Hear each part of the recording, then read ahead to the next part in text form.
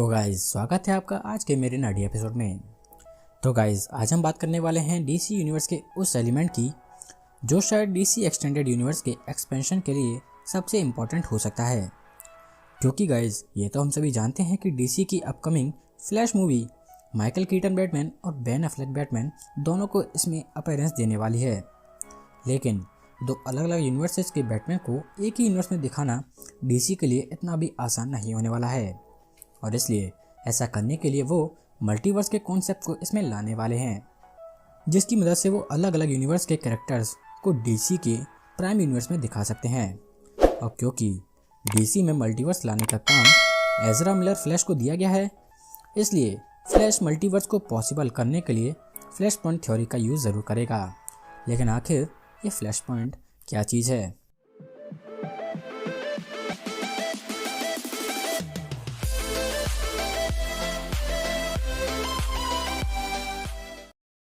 अगर कॉमिक्स की ओर जाएं तो कॉमिक्स में फ्लैश पॉइंट एक मेजर क्रॉसओवर इवेंट की तरह देखा गया है, जिसमें प्राइम यूनिवर्स का बैरी बचपन में हुए अपनी मां के मर्डर के होने से रोकने के लिए अपने पास्ट में वापस चला जाता है। बैरी के इन एक्शंस का इम्पैक्ट पूरे डीसी यूनिवर्स पर पड़ता है, जिसकी वजह से बहुत सारे कैरेक्टर्स का ओरिजिन चेंज हो जाता है, जिसमें हमारे मेजर सुपर हीरोज भी शामिल थे,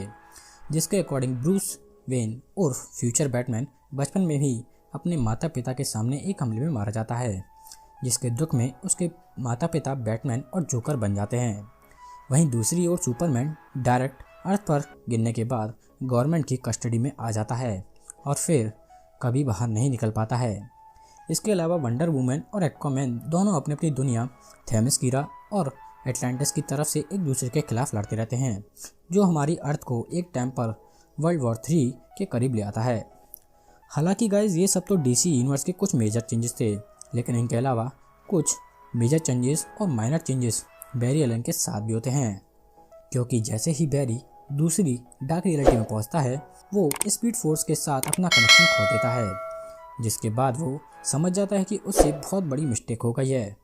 हालांकि बैरी अब अकेले कुछ भी नहीं कर सकता था, इसलिए वो उस रियलिटी के थॉमस वेन बैटमैन से मदद मांगता है, जो उसकी स्पीड फोर्स वापस लाने में उसकी मदद करता है।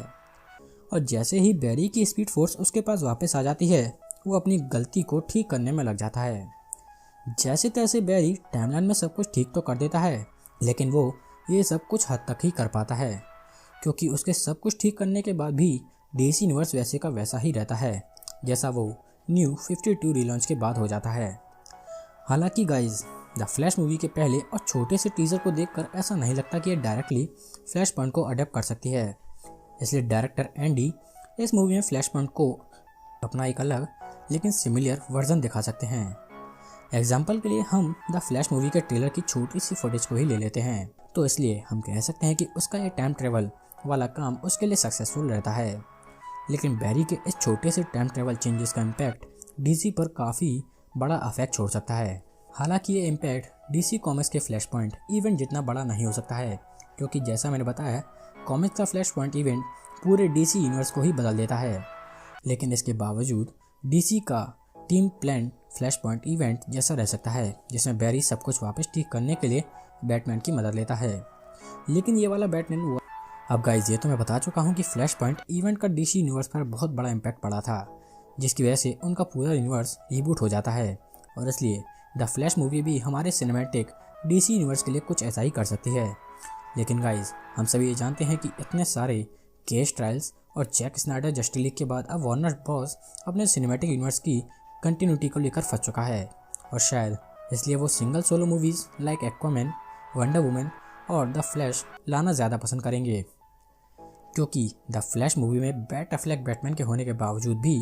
इनका फ्यूचर कंफर्म नहीं हो पाया है। और अगर रूमर्स की बात करें तो हेनरी कैविल सुपरमैन भी अब वार्नर ब्रॉस की लिस्ट से हटाया जा चुका है। और इसके अलावा वार्नर ब्रॉस रे फिशर से चल रहे behind the scenes treatment issues की वजह से उनकी अपकमिंग साइबॉर्ग मूवी को भी अपने टाइम स्लेट से हटा चुके हैं, और इसलिए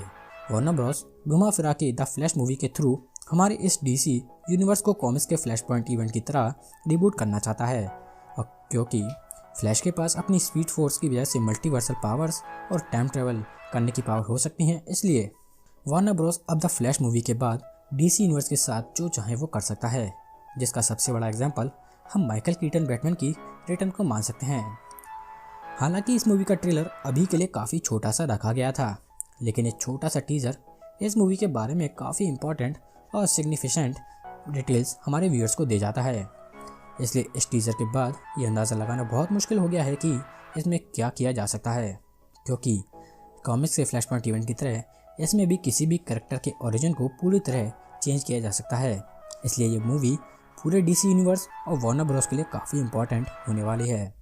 सो गाइस, आज के लिए बस इतना ही। अगर आपको मेरी ये फ्लैश पॉइंट थ्योरी पसंद आए तो इसे लाइक शेयर करें और उस लाल बटन को प्रेस करके चैनल को सब्सक्राइब करना ना भूलें। Thank you for watching. मिलते हैं गाइस अगले एक और नर्डी एपिसोड में।